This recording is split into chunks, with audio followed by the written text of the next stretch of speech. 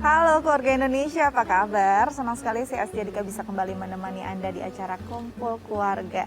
Keluarga Indonesia, anak dan gawai ini saat ini kayaknya adalah sebagian yang sulit dipisahkan untuk mayoritas anak-anak. Terlebih lagi di masa pandemi banyak juga kegiatan yang memang harus menggunakan gawai, terutama untuk PJJ mereka, pembelajaran jarak jauh mereka. Tapi apakah ini sebenarnya merusak tatanan atau idealnya waktu screen time anak? Apa yang harus dilakukan? Apalagi melihat ini pandemi masih berjalan cukup panjang. Sebenarnya seperti apa sih yang harus dilakukan orang tua agar screen time ini bisa jadi satu hal yang tidak terlalu mengganggu pada perkembangan anak? Kita akan bahas bersama psikolog kita, ada Mbak Ayu Sutomo. Halo Mbak Ayu. Hai. Apa kabar? Baik, alhamdulillah. Dika, apa kabar? Alhamdulillah sehat. Harus sehat kita Mbak Ayu ya. Insya Allah ya.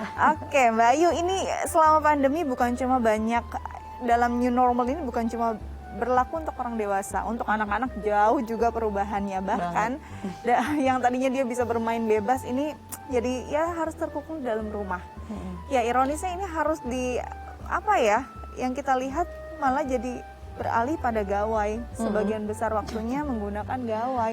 Nah ini kalau Mbak Ayu melihat hal ini seperti apa? Iya ya, kondisi PJJ kemudian pandemi memaksa anak-anak untuk kemudian bergeser juga ya, banyak adaptasi yang harus dilakukan oleh anak-anak.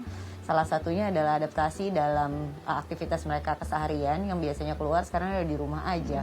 Nah di rumah ngapain gitu kan, kalau orang tuanya kemudian kurang dapat memberikan stimulasi, akhirnya kan jadi larinya bermain terus dengan gadget, kemudian mendapatkan aktivitas mengisi waktunya di situ. Belum lagi juga ditambah dengan belajar juga harusnya di situ gitu kan.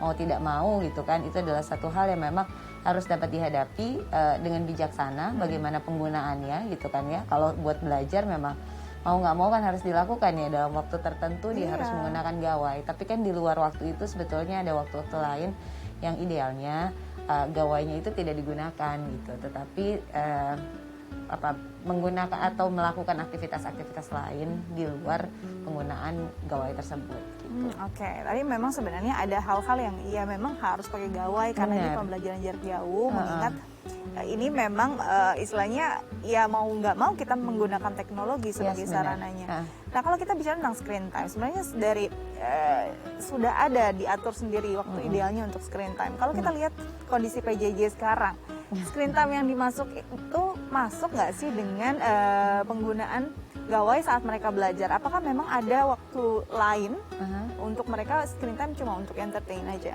Kalau misalnya ditanya penggunaan gawai pada saat belajar apakah itu masuk ke dalam screen time atau tidak, iya gitu kan, itu termasuk juga dalam penggunaan screen time karena kan mereka berhadapan dengan layar. Kemudian kalau bisa dibilang gadget itu kan bukan hanya laptop atau handphone saja atau tab saja gitu, tetapi TV aja itu sebenarnya udah masuk ke dalam gadget yang paparan itu dianggap sebagai satu bagian screen time juga gitu kan. Nah kalau ditanya apakah belajar juga masuk dalam rangkaian waktu screen time, sebenarnya iya.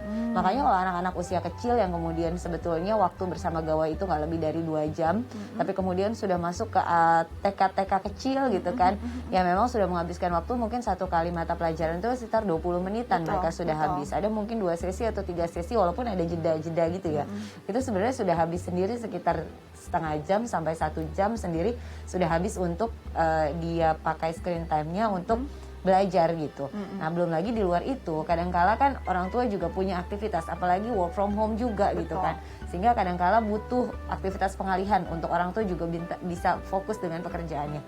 Gadget menjadi salah satu alternatif yang seringkali dipilih sama orang tua, paling mudah dan simpel. Walaupun sebenarnya kalau bisa jangan itu gitu kan, apalagi untuk anak-anak yang memang usianya masih sangat dibatasi untuk menggunakan atau memakai gadget gitu. Sebenarnya di usia berapa sih Mbak kita sebenarnya bukannya boleh ya, akhirnya paling tidak minimal kita mengenalkan gawai atau ya apapun itu screen time pada anak? Iya ya, kalau ditanya sebenarnya usianya berapa gitu kan ya, usia di bawah 2 tahun sebetulnya tuh 0, jadi sebisa mungkin tidak menggunakan gawai.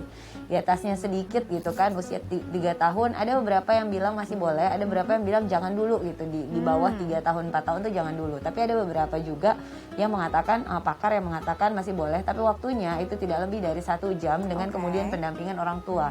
Dan kemudian model apa yang ditonton pun harus masuk kriteria, di mana itu memang dibuat aplikasinya untuk anak-anak dan melibatkan komunikasi 2 arah, sehingga tidak berpotensi untuk kemudian menjadi penghambat perkembangan bahasa pada anak-anak yang usianya 3 tahun 4 tahun. Itu kan sebetulnya bahasa lagi berkembang banyak-banyaknya gitu. Tapi kalau komunikasinya hanya 1 arah saja, itu kemudian akan menghambat perkembangan stimulasi perkembangan bahasa dan berbicara pada anak-anak di usia tersebut gitu. Agak besar sedikit waktunya, sekitar 2 jam sampai 3 jam itu untuk anak-anak SD.